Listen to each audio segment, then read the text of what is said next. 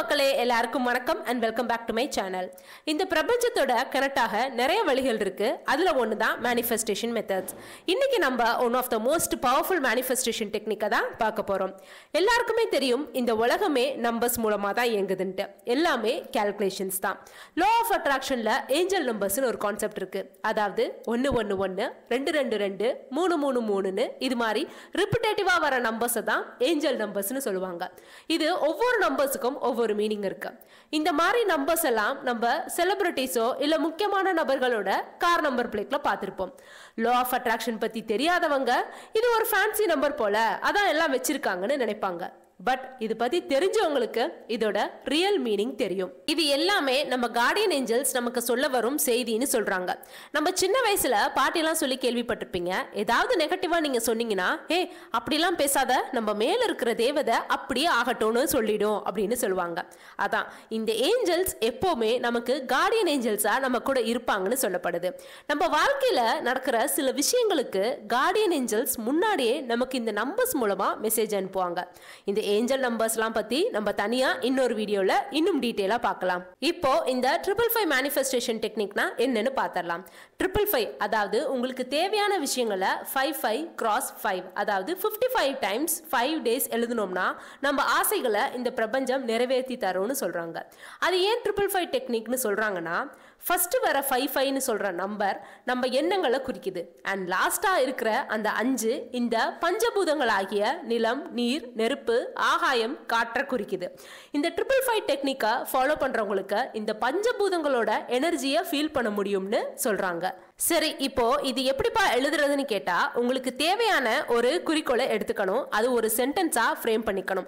சிம்பிளா வச்சுக்கிட்டா ஓகே, ஏன்னா நீங்க அதை 55 டைம்ஸ் எழுதணும். ஸோ ஸ்பெசிஃபிக்கா இதுதான் வேணும் அப்படின்ற மாதிரி சென்டென்ஸ் ஃப்ரேம் பண்ணிக்கோங்க.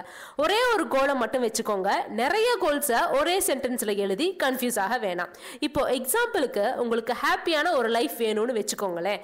அப்போ நீங்க I am living a happy life அப்படின்ட்டு ப்ரெசன்ட் கண்டினியூஸ்ல எழுதணும். நான் முன்னாடியே சொன்ன மாதிரி நீங்க இதை ஃபீல் பண்ணி எழுதணும். அந்த ஃபீல்னா இப்போ நீங்க நினைச்ச விஷயம் உங்களுக்கு நடந்துருச்சு, நீங்க உங்க ஃப்ரெண்டு கிட்ட உங்களுக்கு நடந்த விஷயத்த சொல்றீங்க. அப்போ அந்த டைம்ல நீங்க எவ்வளவு ஹாப்பியா இருப்பீங்க, எவ்வளவு பாசிட்டிவ் எனர்ஜி எமிட் பண்ணுவீங்க, அதே எனர்ஜியை நீங்க எழுதும் போதும் கொண்டு வரணும். சரி, இது ஃபாலோ பண்றதுக்கு எதனா ரூல்ஸ் இருக்கான்னு கேட்டா இருக்கு. நீங்க ஒரு நோட்லயோ இல்லாட்டி டைரியிலயோ தான் இதை எழுதணும். சிஸ்டம்ல டைப் பண்றது இல்ல நான் மனசுக்குள்ளாரையே 55 டைம்ஸ் சொல்றேன்னு சொல்றதெல்லாம் கூடாது.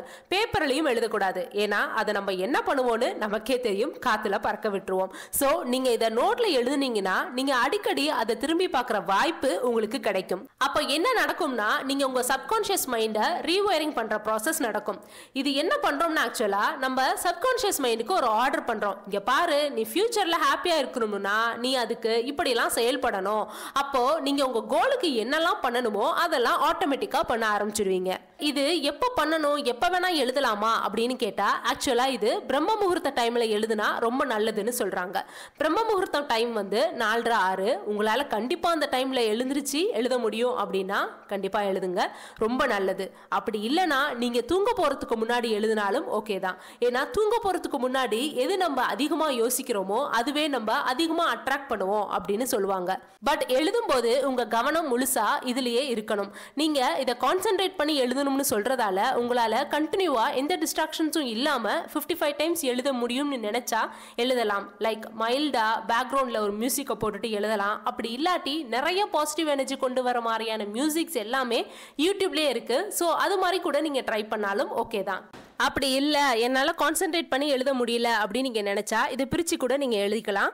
காலையில் ஒரு 20 டைம்ஸ், ஈவினிங் ஒரு 20 டைம்ஸ், நைட் ஒரு 15 டைம்ஸ்னு கூட நீங்கள் டிவைட் பண்ணி எழுதிக்கலாம். பட் ஒரு நாளைக்கு கண்டிப்பாக 55 டைம்ஸ் எழுதணும், அதான் ரூல். அண்ட் கண்டினியூவாக 5 days எழுதணும். இப்போ சப்போஸ் நடுவில் உங்களுக்கு ஒரு நாள் எழுத முடியாமல் போயிடுச்சுன்னா நீங்கள் அகெயின் ஃபர்ஸ்ட்ல இருந்து ஸ்டார்ட் பண்ணி எழுதுகிற மாதிரி தான் இருக்கும்.